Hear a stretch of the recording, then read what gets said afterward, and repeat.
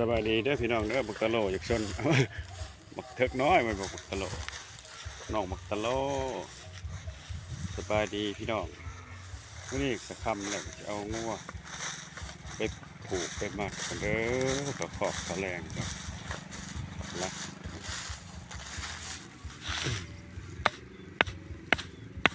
งัวทาตะโลงัวบักตะโล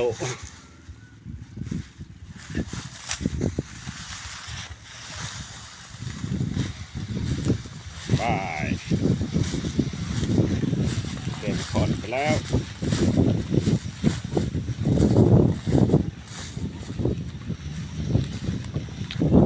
เดินรัก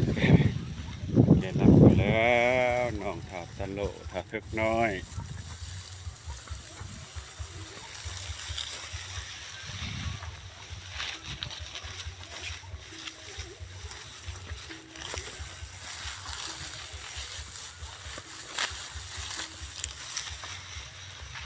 ทำคอยลงแรงแล้ว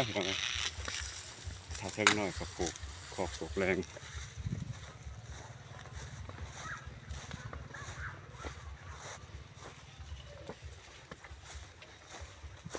หน้าฮอนนี่เป็นขอบเป็นแรงเพิ่น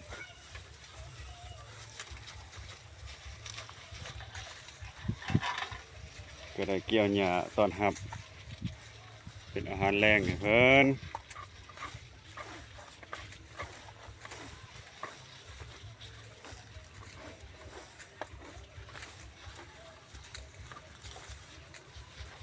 ร้ายอร่อยป่ะอาหารแรงก็เป็นหญ้าเขียวๆอ่อนๆงามๆใส่จั่วกินเพื่อสุขภาพร่างกายแข็งแรงปึงปังถ้าสักหน่อยเอ้ย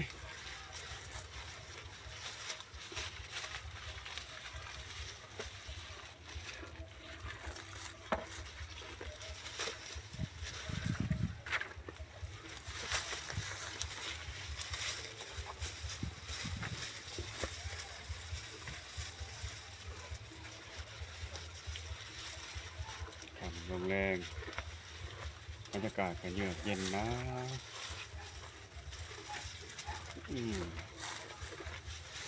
ปลูกมัดอัดทีเป็นทีเรียบร้อยปลูกไว้นี้อาหารเพื่อเป็นเพื่อนยืดกินตามใจชอบแล้วก็แถมมีหญ้าอ่อนให้คนกินอีกได้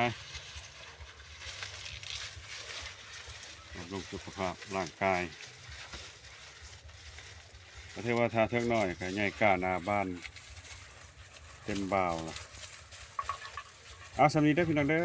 ขอบใจเพื่อนสนิทมิตรสหายเพื่อนไก่เพื่อนไทยเพื่อนต่างประเทศทุกที่ทุกบอน